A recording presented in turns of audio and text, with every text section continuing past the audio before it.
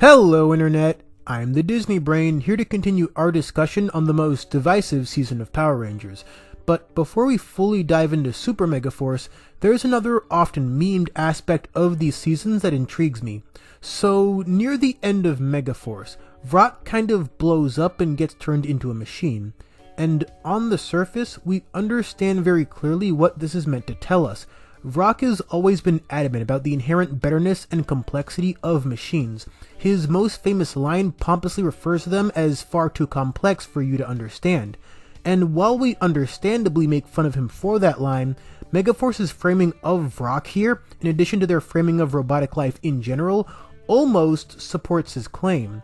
Robo Knight ends up developing beyond his programming, even going out of his way to learn things about humans that don't necessarily assist in his mission.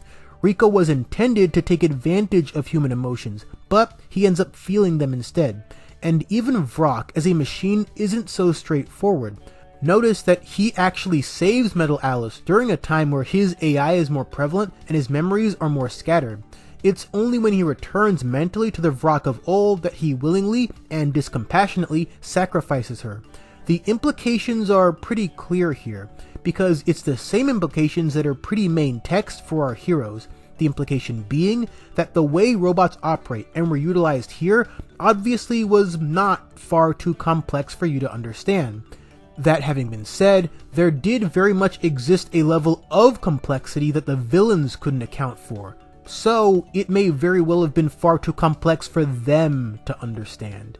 So with all that said, let's talk about one of the best episodes of Super Megaforce, which is also called Super Megaforce. Between the season premiere and Earth Fights Back, there's a lot going on here in the opening stages.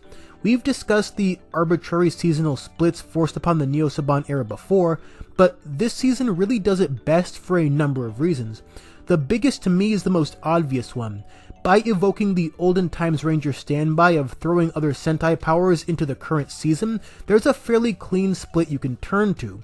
So through the Messenger, a figure that harks back to Turbo's original tease of Countdown, you basically tribute 5 different seasons all in one go, which is something Super Megaforce does sometimes, but not quite all the time, and not always particularly well.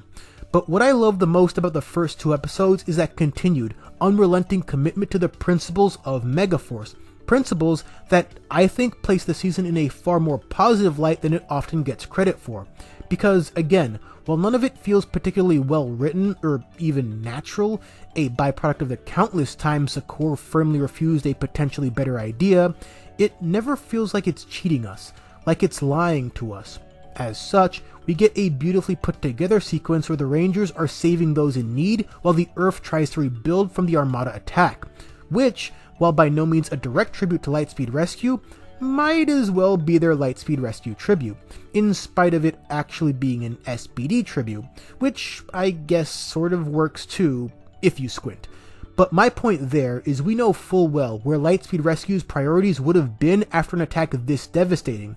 No, it's not quite as intentional or perhaps as fun as having Carter actually interact with the team, but it's not nothing. And generally speaking, watching this season again without the nagging anticipation of who's gonna show up and when, things like that become a lot more evident. The methods Super Megaforce uses to tribute the legacy of power are wildly inconsistent, but they're also not exclusively a byproduct of Gokaiger footage either. The idea of an entire community banding together to deny the Armada an easy win and rebuild their city, that's Power Rangers through and through. To say nothing of giving Mr. Burley his time in the sun to once again praise the human spirit as a nod all the way back to episode 1. As underutilized as he might be, I love the idea of an everyday educator helping provide stability during moments of crisis, especially as a send-up to Miss Appleby, who provided a heavily underrated presence to early PR. But putting aside my obvious educator bias, let's now talk more about the anniversary elements of this anniversary season.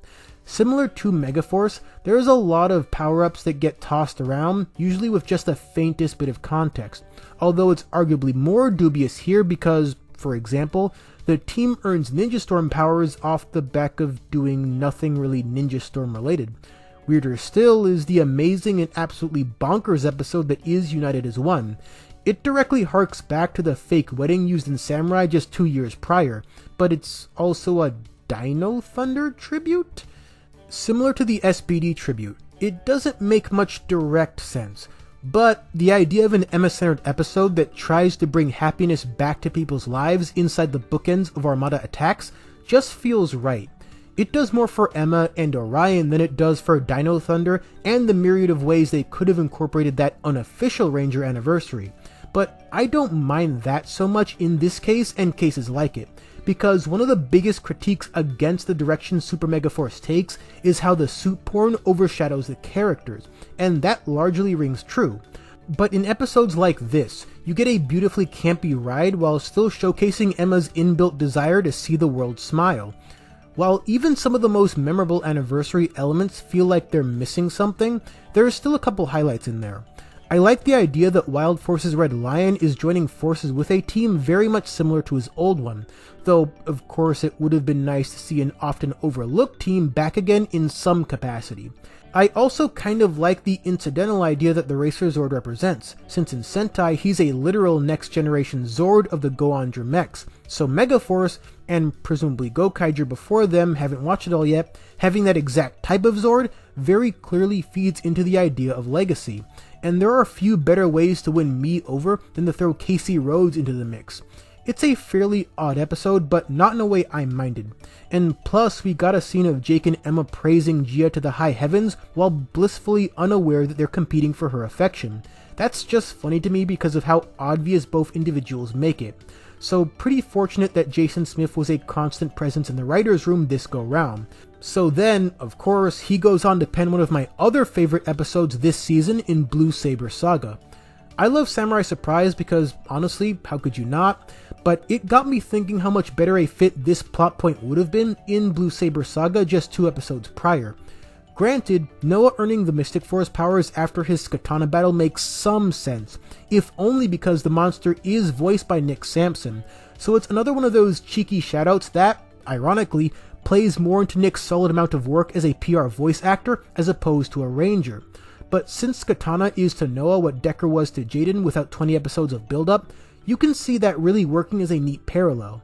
I'm a big fan of Blue Saber Saga regardless, however, because I think it works specifically because it shouldn't. I've always seen it as a companion piece to Going Viral, Noah's other big focus episode, and that's because in the aftermath of absolving himself of his issues with his hero image, he now feels the wrong-headed need to live up to that same image. He doesn't need to do this. He doesn't need to fight alone, and quite frankly, Noah is smart enough to know better. But his reaction to being called to the carpet, while not a smart reaction, feels like a very human reaction. It's not crazy to think someone like Noah is capable of feeling overly prideful, in spite of usually being pragmatic, especially since he used to think he shouldn't even be here, specifically because of his usual personality. And he's not rewarded for that pride either. It's only after the most hilariously stupid looking power-up that isn't owned by Orion comes into play that he's able to win the day. When it's all said and done, Noah was allowed to be wrong, to be flawed, but that's okay, because his team still had his back and respected his wishes. And that's why I think it's not just a nice character moment for him, but an episode that continues to speak to Megaforce's take-home points. Again, for as preachy as this show is, and it is far too preachy, there is rarely much divergence between what it believes and what it shows. What's more, in spite of Noah having very little in common with the swordsman who once wore his suit, Super Megaforce really does commit to that identity for him going forward. Unlike the animal spirits idea that quickly fizzles out for Emma and Jake, Noah's swordsmanship is more directly tied to his counterpart in Joe, so they had all those action shots readily available to them, and since he went through the Blue Saber Saga, there's no real denying that he really is the team's sword guy now, even if only on a relative scale. And after a few moments sprinkled throughout making use of Joe's footage, it all caps off with his signature battle moment where he just kicks Argus's ass. It was one of the most satisfying Megaforce moments, and guess who wrote it? Jason Smith once again. So yeah, kudos to one of my favorite Rangers ever for transitioning to a writer role and then bringing the best out of another one of my favorite Rangers ever. So now let's finally talk about Orion, but for real this time. The main thing with him is I wish he was a bit quirkier. I dug his risky business tribute, even for out of nowhere as it was, and I think leaning into that a bit more would have melded better with the clearly contrasting battle persona he inherited from Guy. And there's not the same commitment to it that you'd find with Noah, as we discussed.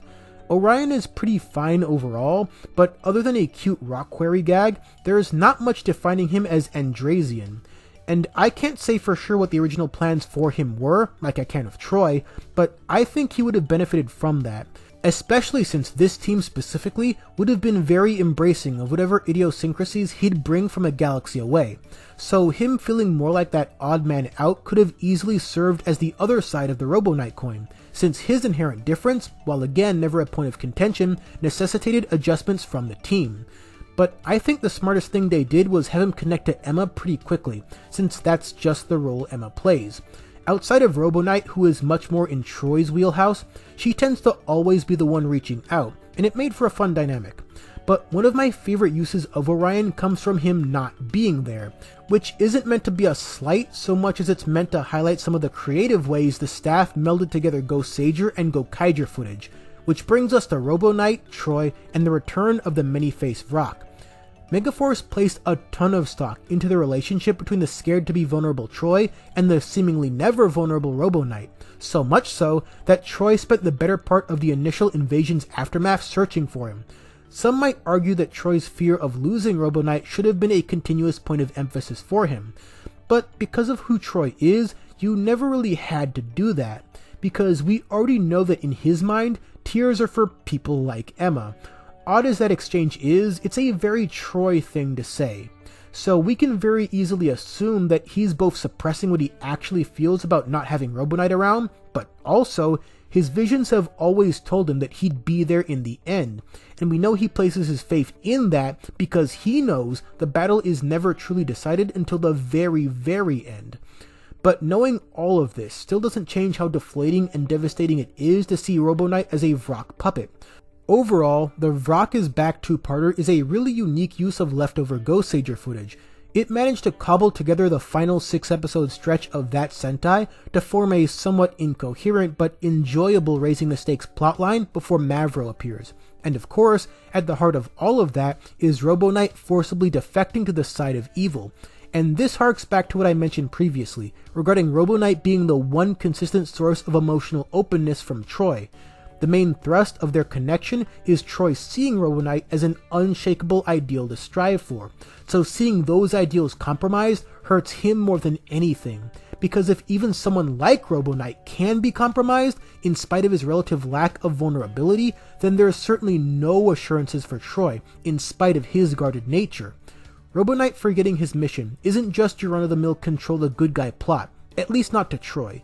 If Robo Knight ends up failing, it would mean upending the very foundation of Troy's most fervent beliefs. Troy can be a dry-faced, cool-as-ice leader most days, but not about that. That's why he's fighting against Robo Knight like a man possessed, because on the one hand, the original plan was, in fact, to have Troy be a conduit for morphing grid energy, and on the other hand, it's a touch easier to be this level of feral when your sense of self is taking a bigger beating than your ribcage. Though I would criticize how it all ends, because Troy being perfectly alright and content after Robo Knight dies doesn't quite work to me. Not because he wouldn't continue to push his feelings deep down, but more because he never really questions what his visions could mean now that Robo Knight, at least at the time, can't be a part of them anymore. What's more, they got him working again in the end, but his mortality still proved just as vulnerable as his mentality. And on a hero team that treats robots as just mechanical people, that's something that would definitely weigh on their collective minds a lot more. All in all, this pair of episodes works decently well as a Sentai finale force fit into more of a penultimate story arc, but I think it works better as an almost close to Troy's emotional arc, one that was always present because of his stoic nature, not in spite of it. Even the often memed "don't drop your weapons" moment is a part of that. It's not really about the weapons. Obviously they can fight fine without them. In fact, that's what Casey's episode was partly about. It's more about the idea that their Power Rangers should never place themselves in a compromising position. And for reasons we've discussed in too much depth, that very clearly would rub Troy the wrong way. It's really the only other thing he gets openly emotional about. But even that seemingly innocuous detail has a part to play when Troy can finally let go. Literally. Because only when the legendary battle finally reaches its end can that emotional arc truly close. And what better way to symbolize that than for Troy to, in essence, drop his weapon into the sand and leave it behind. For the first time since he hopped off that bus, he's free. For the first time since he embraced the destiny of seemingly endless fighting, he can stop. He can relax. He can just be. All things considered, that's a pretty neat way to go out. Certainly not as flashy or as powerful as blowing yourself up, or saving the soul of a student victimized by his inner demons, but still, neat. The Megaforce cast didn't have any big, obvious character arcs to latch onto, nor did they grow in ways other eras prioritized a bit more. But I think there's still a fair bit of intrigue there, in part because James Bates and the writers were so impossibly limited in what Sakura would allow them to do. In a situation like that, similar to some of the better aspects of Samurai, they were forced to be a lot more creative and work within the margins just to make something cohesive, let alone decent. And, you know, the cohesive part is debatable, but that having been said, both seasons have plenty of decent moments, and a couple really good ones. Super Megaforce still stands as probably my least favorite season of Rangers overall, but I don't think those ideas are mutually exclusive, because within those aforementioned margins is an honest little show about some very flawed people trying to save the world. One of my favorite moments on that end is when Orion is leaving, before immediately coming back. He says his piece to everyone, but it's Jake that really stands out to me here. And out of his mouth comes the most forced, most somber admittance that everyone loves him. I sat there and thought about the delivery of this scene for many minutes. A scene where Jake just barely, if at all, believes in his own bluster. A bluster we understand to be a facade anyway, because at times, Jake comes off as just as afraid of his own truth as Troy does. I don't know how that scene was intended to come off, but incidentally or otherwise, I just find that moment so telling and so fascinating. Before we dig into the season's final moments, let's discuss Gosei. Gosei as a mentee of Zordon makes no sense, we understand that. But since Zordon was never the most straightforward mentor, Gosei's mentality kind of fits, even if the logic of his presence doesn't. He consistently fails to tell his team important details before they happen, just like Zordon. He merely throws random upgrades out there for all of them to enjoy, seemingly just because, and that was the entire impetus for the Turbo movie, so that's not without precedent either. But then he has these moments where he's outright panicking and screaming at the Rangers to morph, so he really does embody a younger Zordon, right down to trying to emulate him, minus that signature calmness at points. Neither really knows what they're doing a lot of the time, but they're really good at convincing teenagers of the opposite. So again, it's one of those aspects of the show that does embrace where it came from, but it's more obvious about the flaws inherent to the idea, which get called out by people like Gia. So Gosei ends up looking like a wonky mentor for arguably more dubious reasons than Zordon, which might have been the whole point. He's not just another Zordon, he's intended to be a lesser Zordon, a tiki head without thousands of years of battle experience across the cosmos. So even his at times extremely flimsy justification for almost everything he's questioned about feels oddly sensible. And Tensu? Well, he got this cute episode where he got lost and the others had to find him. And with that, let's conclude our Super Megaforce discussion with the legendary battle. I've always been rather fond of this episode because it really works on several levels. Firstly, a lot of legendary battle is parts of Countdown that we didn't or shouldn't have gotten. Instead of being forced to wonder where all the other Rangers ran off to during the promised day, they all come back to face the next great world-ending event. Instead of the death of Ecliptor and the salvation of almost everyone else, which serves as a slap to the face of InSpace's strongest points, the once-controlled Robo Knight gets to fight one last time and fulfill his mission. Now, few things will ever beat the I'm a Ranger 2 moment. It's one of only a handful of picture-perfect PR moments, so Megaforce was never going to come close to that, try as it might. However, I still really appreciate having that type of moment, that type of focus here, especially in a season like this one, that will never ever shut up about the potential of humanity and the spirit thereof. As I've said too many times now, It's not subtle about it, but it's never lying to you about it, which counts for more to me. I would love the fact that the legends show up and save people first regardless, but I like it that much more with how fitting those cameo intros are to the core of this season.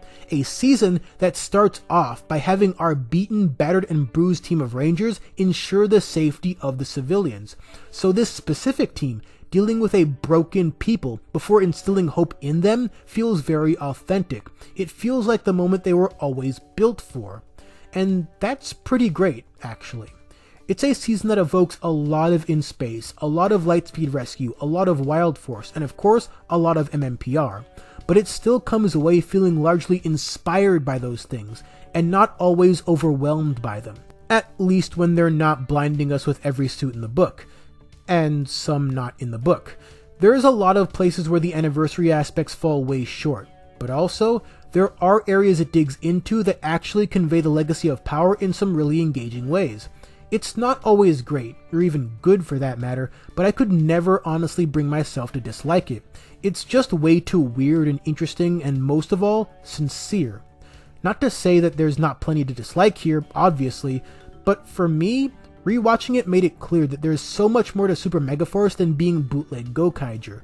And maybe alongside all the negative commentary, more folks will start to see that side of things too. So I hope you all found this video enlightening, even if you didn't necessarily agree with it. That's really as much as I can ask for. Next on the docket will probably be that Korra video I've been slaving away at for months. And until then, thanks for watching.